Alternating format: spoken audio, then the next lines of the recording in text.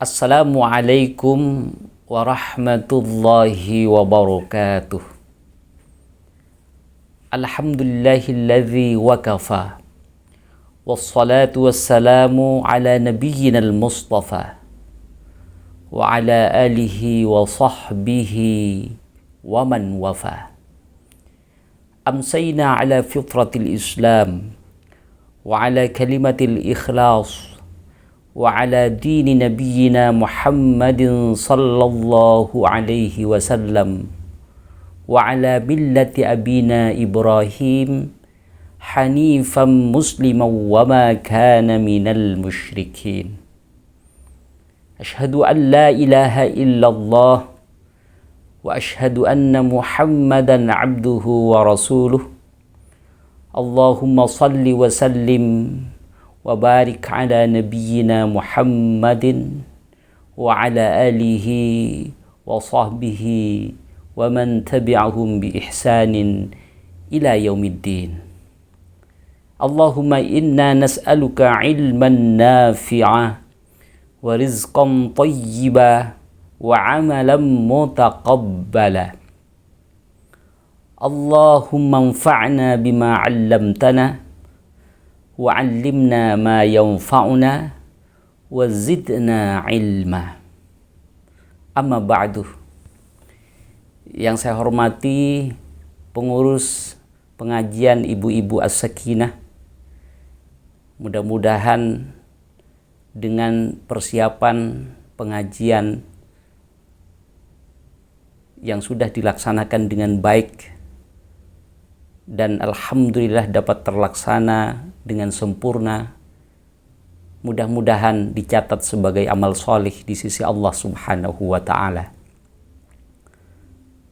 Jamaah ibu-ibu pengajian As-Sakinah yang tanpa terkecuali mudah-mudahan semua dirahmati dan diberkahi oleh Allah Subhanahu wa ta'ala. Mari kita sama-sama mengungkapkan rasa syukur kepada Allah Subhanahu wa ta'ala biqauli alhamdulillahi rabbil alamin. Allah Subhanahu wa ta'ala telah mengkaruniakan kita kesehatan, kesempatan, dan disempurnakan dengan nikmat keimanan kepada Allah Subhanahu wa ta'ala. Sehingga dengan nikmat keimanan ini segala aktivitas yang kita lakukan dapat bernilai pahala di sisi Allah Subhanahu wa ta'ala. Kemudian kita juga bersyukur kepada Allah Subhanahu wa ta'ala dengan kesehatan yang kita miliki. Alhamdulillah, pada kesempatan sore hari ini kita dapat memanfaatkan untuk hadir ke majelis ilmu untuk menambah wawasan keagamaan, untuk menambah ilmu agar dapat semakin menyempurnakan ibadah kita di hadapan Allah Subhanahu wa ta'ala. Ibu-ibu jamaah pengajian yang dimuliakan dan dirahmati oleh Allah Subhanahu wa ta'ala, alhamdulillah kita masih berada di bulan Dzulhijjah 1447 Hijriah. Dan kita alhamdulillah sudah melewati hari-hari di mana hari-hari tersebut sangat dimuliakan dan diistimewakan oleh Allah Subhanahu wa ta'ala. Yang jika kita manfaatkan untuk beramal solih, untuk berbuat baik sekecil apapun pada hari-hari itu, kata Rasulullah sallallahu alaihi wasallam, amal solih yang kita lakukan menjadi naik, statusnya sangat dicintai oleh Allah Subhanahu wa ta'ala. Ma min ayyamin al-amalu salih fihinna ahabbu ilallahi min ayyami hadzal ashri, yakni al-ashri min Dzulhijjah. hari-hari di 10 awal Dzulhijjah itu, Kalau kita manfaatkan untuk beramal soleh, maka status amal soleh itu sesederhana apapun amal soleh yang kita lakukan. Kira-kira menurut ibu-ibu sekalian, amal soleh yang paling kecil atau amal soleh yang sederhana apa? Oh ya, bagus. Yaitu tersenyum berwajah ceria kepada orang lain. Tabassamuka fi wajhi akhika sadaqah. Jadi kita tersenyum, di mana tersenyum itu tanpa modal, berwajah ceria, mengembirakan kepada orang lain, itu sudah termasuk amal soleh yang paling kecil, yang paling sederhana, yang dicintai oleh Allah Subhanahu wa ta'ala. Juga disebutkan dalam hadis Nabi, wa imatatul adha, yaitu menyingkirkan gangguan yang ada di jalan sebagai tempat lalu lalang orang agar tidak mengganggu.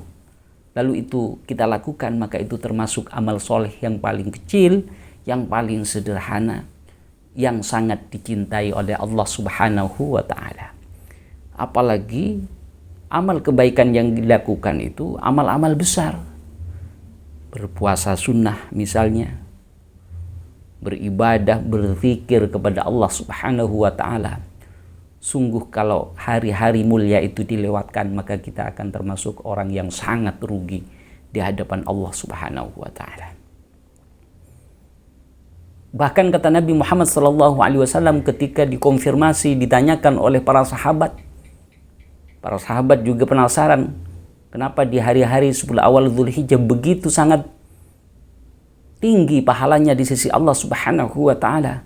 Qalu, sahabat bertanya, penasaran kepada Rasulullah SAW, walal jihadu fi sabilillah ya Rasulullah, apakah termasuk juga jihad fi sabilillah ini tidak dapat menandingi pahala amal soleh di 10 awal Dzulhijjah?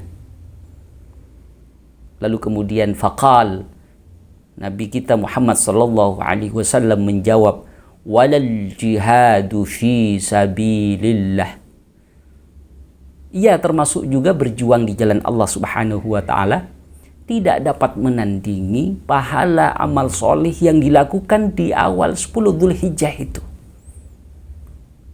Subhanallah, ini jemaah sekalian, ini kasih sayang Allah yang diberikan kepada kita sangat terbentang luas. Tinggal kita mau menangkap apa tidak, memanfaatkan momentum mulia itu atau tidak. Kecuali hanya satu, kata Rasulullah SAW, yang tak dapat menandingi atau tak dapat ditandingi dengan amal kebaikan di 10 awal Dzulhijjah. Illa rajulun kharaja bimalihi wa nafsihi wa lam yarji' min dzalika bi syai'in. Yaitu perkecualian ini, ibu-ibu sekalian, orang yang berjihad di jalan Allah Subhanahu wa ta'ala membawa seluruh raga dan jiwanya, diikhlaskan karena Allah Subhanahu wa ta'ala. Kemudian semua harta yang dimiliki dibawa sebagai bekal untuk berjuang di jalan Allah Subhanahu wa ta'ala. Lalu kemudian di medan perjuangan itu orang tersebut wafat, dipanggil menghadap Allah Subhanahu wa ta'ala dalam keadaan syahid, dan semua harta dan bekal yang dibawa sedikit pun tak tersisa. Hanya pahala ini yang tak dapat ditandingi oleh amal kebaikan di 10 awal Dzulhijjah. Jamaah pengajian Sakinah yang dirahmati oleh Allah Subhanahu wa ta'ala. Jadi kita menyegarkan ingatan lagi. Barangkali ada di antara kita yang belum memaksimalkan, memanfaatkan 10 awal Dzulhijjah dengan baik. Mudah-mudahan di tahun depan Allah dapat mempertemukan kita kembali dengan bulan Dzulhijjah, 10 awal Dzulhijjah 1448 di tahun depan. Amin Allahumma amin. Jamaah pengajian As-Sakinah yang dirahmati dan dimuliakan oleh Allah Subhanahu wa ta'ala. Kemudian saya ingin menyampaikan, karena masih suasana bulan Dzulhijjah, Tentu ini juga tidak lepas dari kisah sosok seorang nabi yang mendapatkan identitas Khalilullah sebagai kekasih Allah Subhanahu wa taala. Siapa ibu-ibu sekalian? Nabi siapa? Nabi Ibrahim alaihissalam dan putranya Ismail alaihissalam. Ada beberapa kisah di mana kisahnya kalau dibahas dari berbagai sudut tentu tidak ada habis-habisnya, karena begitu Nabi Ibrahim ini memberikan teladan yang sangat utama. Dan hanya Nabi Ibrahim satu-satunya nabi yang sukses membina keluarga, kemudian memperjuangkan tauhid kepada Allah Subhanahu wa taala. Jadi Nabi Ibrahim ini benar-benar sukses dan berhasil sebagai seorang nabi. Saya mencatat ada 5 kesabaran yang dimiliki oleh Nabi Ibrahim alaihissalam, dan itu adalah menjadi rahasia yang sangat istimewa untuk kita ambil pelajaran bahwa Nabi Ibrahim alaihissalam memiliki pengorbanan, memiliki kesabaran yang sangat tinggi, yang kita tentu sulit untuk meniru, sulit untuk mencontoh. Tetapi bagaimana kisah semacam ini dapat menjadi inspirasi bagi kita, sehingga apapun yang kita hadapi tetap kita berpijak di atas kebenaran, keyakinan terhadap Allah Subhanahu wa taala. Kesabaran pertama yang dialami oleh Nabi Ibrahim alaihissalam yaitu ketika menghadapi ayahnya sendiri. Bukan tetangga, bukan teman, bukan orang lain, tetapi ayahnya sendiri yang bernama Azar. Ibu-ibu sekalian, Azar ini ayahnya Nabi Ibrahim tidak hanya kafir, tidak hanya kufur kepada Allah Subhanahu wa taala, tetapi justru dia itu adalah produsen Tuhan, yaitu membuat berhala-berhala dijadikan sesembahan dan didoktrinkan kepada umatnya agar umatnya semua menjadi penyembah berhala-berhala yang dibuatnya sendiri. Dengan kondisi seperti ini, dengan kenyataan seperti ini, Nabi Ibrahim alaihissalam gelisah melihat ayahnya yang demikian. Sehingga Nabi Ibrahim tetap menyampaikan kebenaran, ingin menegakkan tauhid di hadapan ayahnya.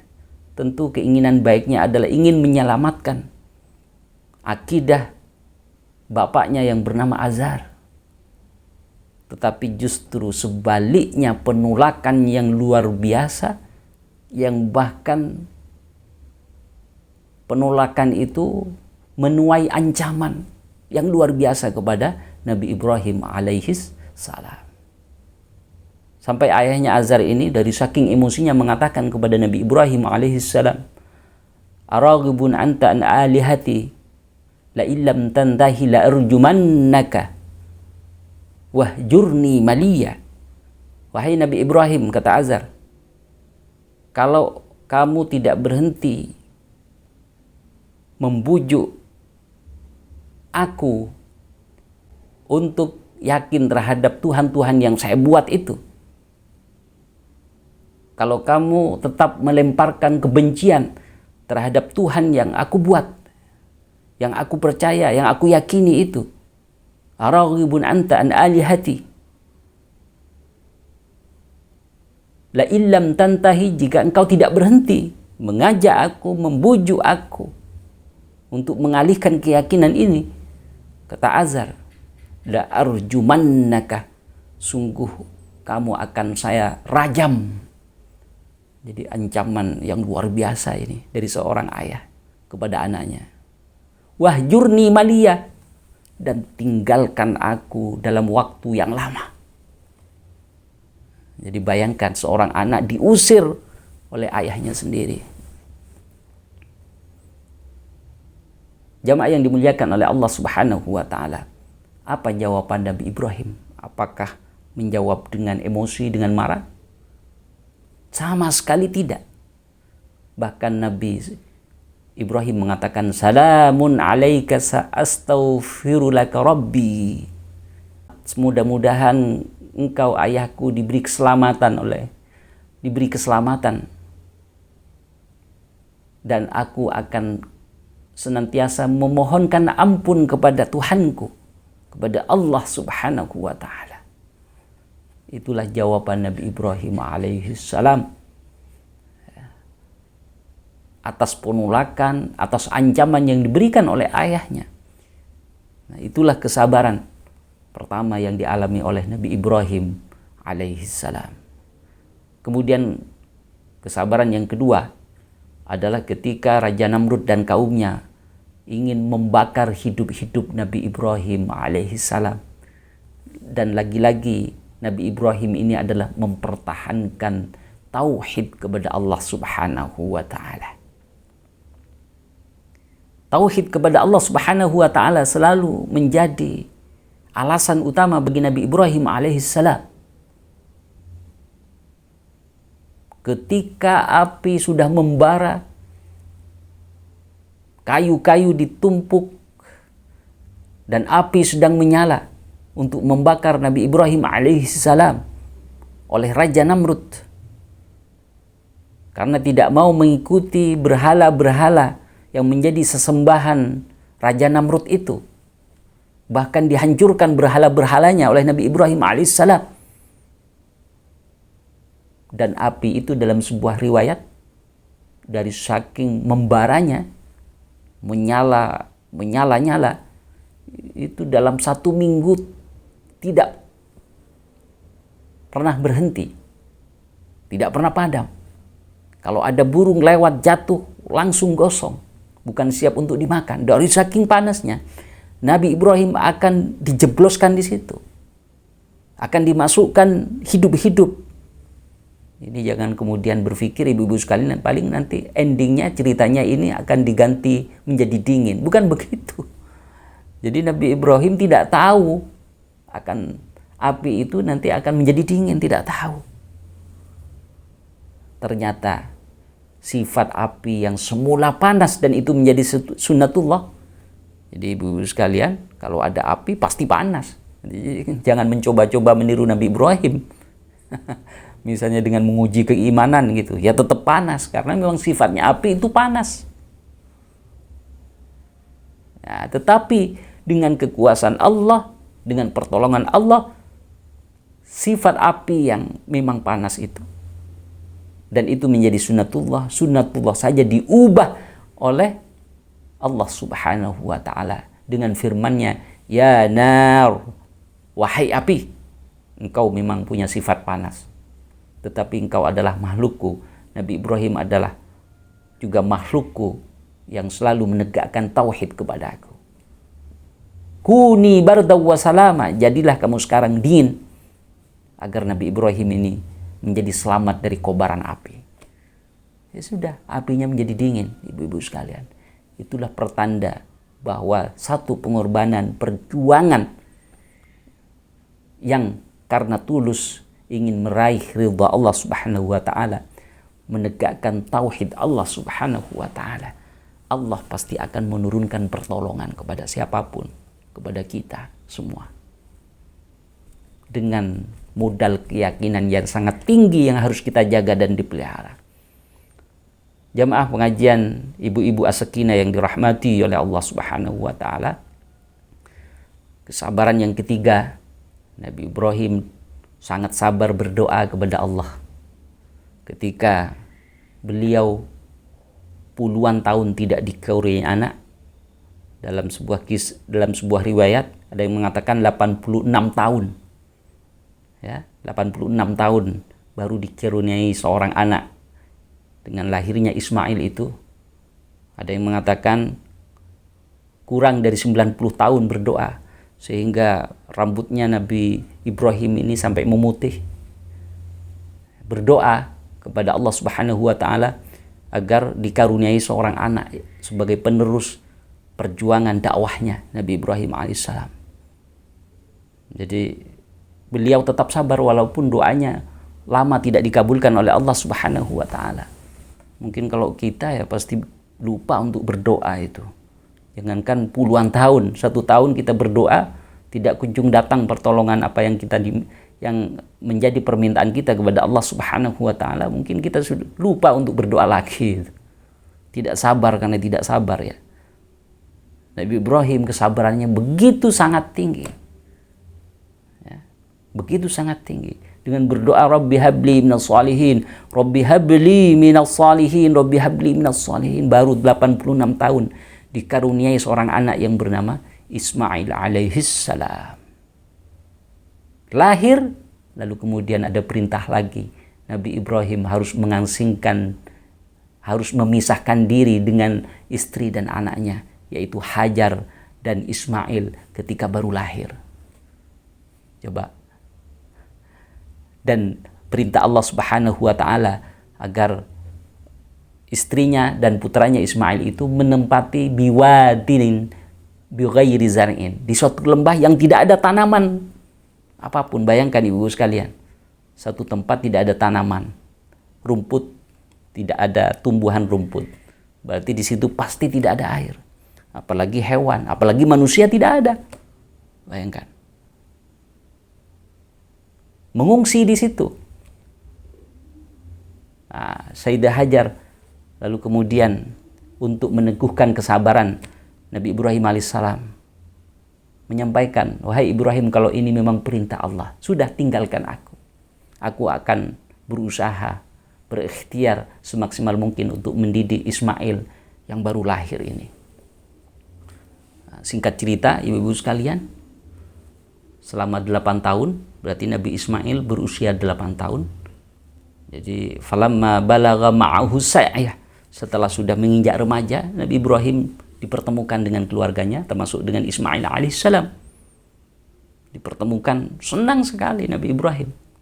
Yang sejak lahir nggak pernah ketemu, apalagi seorang anak laki-laki. Orang Arab itu kalau punya anak laki-laki begitu sangat senang.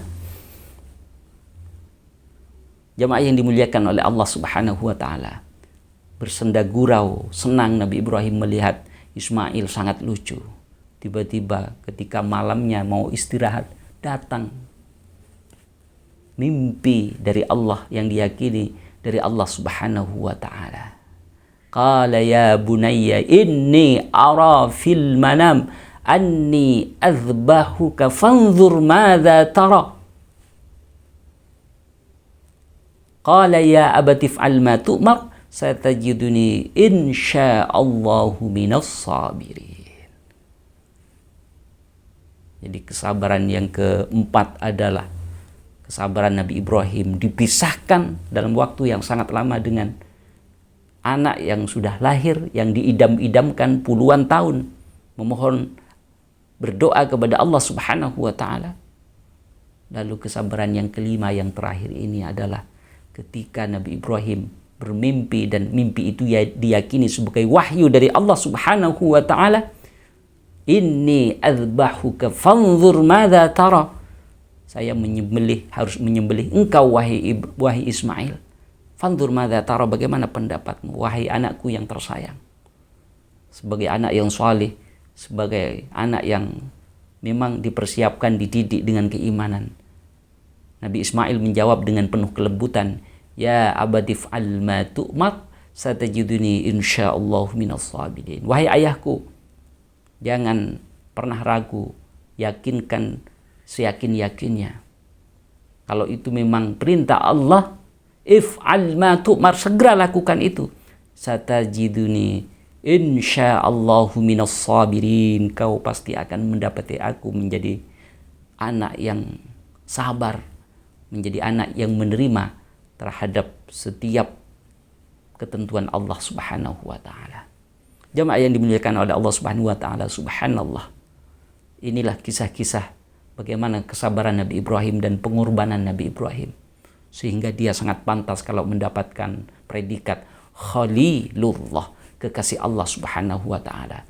Mudah-mudahan kita dapat mengambil inspirasi dari kisah Nabi Ibrahim ini untuk kita praktekkan dalam kehidupan sehari-hari, Dan mudah-mudahan kita senantiasa diberi kekuatan oleh Allah Subhanahu wa Ta'ala untuk selalu mengamalkan ajaran-ajaran Islam, perintah-perintah Allah dengan penuh kesabaran, dengan penuh pengorbanan, sehingga kita semua dicatat sebagai hamba yang juga disayangi oleh Allah Subhanahu wa Ta'ala.